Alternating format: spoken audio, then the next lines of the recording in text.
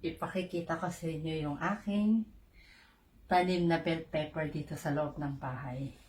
Nag-save ako ng 2 puno ng bell pepper galing sa aking back garden. Inilagay ko sila sa paso. Eto siya.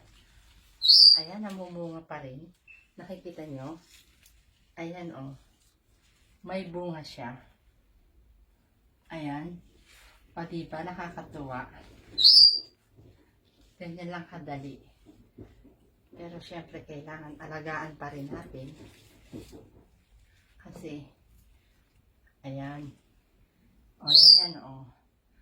2 puno. At tignan nyo naman tong isa. Napakaraming bunga. Ayan, o.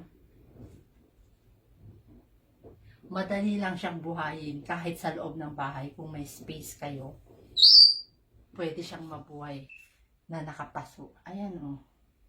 Tapos, maganda pa yung dahon niya. Diba? O. Tapos, namumunga pa rin siya. Ayan.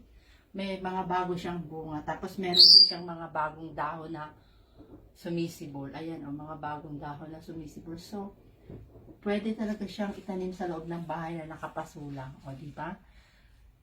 Madali lang siyang buhayin. Kung may mga space kayo, gawin nyo na. Diba? Para at least kahit papano, alam niyo yung kahit winter na, may naalagaan pa rin kayong gulay sa loob ng bahay. Ayan o, diba? Ang saya-saya o. Kakatuwa.